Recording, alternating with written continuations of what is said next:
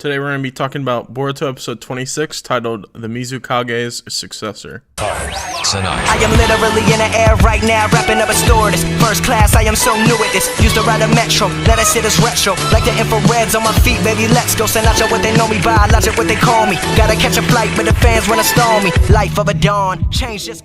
So to be completely honest, this wasn't the most eventful episode ever.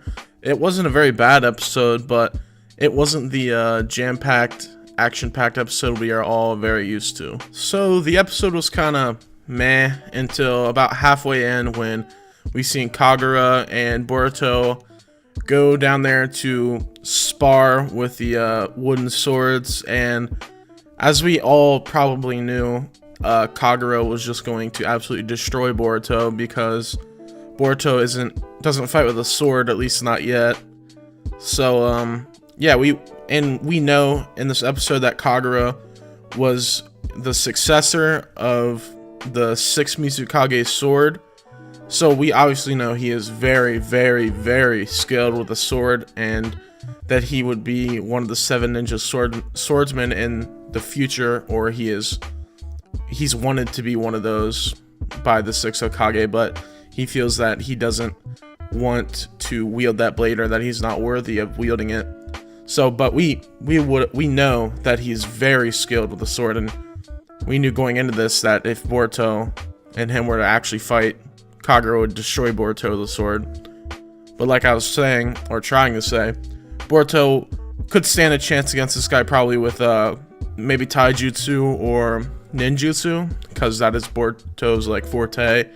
We know Boruto is a very skilled shinobi, kind of like Sasuke used to be back in the day, where he picks things up very quickly. So if it was just not a sword fight, Boruto might have stood a chance against this guy. Like I previously said, we got to see the 5th Mizukage, and we got to see the 6th Mizukage, and I thought that was very cool because we seen the 6th as a kid or a teenager in Naruto Shippuden, and we got to see his strength with the sword when Sasuke, the 5 Kage Summit. We got to see his strength, so I thought that was really cool that he grew up to be the Mizukage. I'd say it's rightfully deserved because he was very strong back in the day. So I thought that was really cool. We got to see the 5th and the 6th, and we got to see more backstory of the Mist in this episode. And they said like the 6th came in and just turned this whole village around. Now this place is a place to raise your family, and it's on the water. The trade is nice, and there's a lot of peace in this village. But where there's peace, there's going to be some people in the background not being so peaceful as they would like them to be. So near the end of the episode, we got to see these gang of thugs who still believe that this is the Blood Mist village, that you can't change the village, come in and try to pick a fight with Iwabe, Kagura, and Boruto. And basically Iwabe just like shit on their leader guy. He just like punched him right in his face, and they kind of ran off because Iwabe was pretty pissed off before they came anyway. So Iwabe wasn't having none of their business.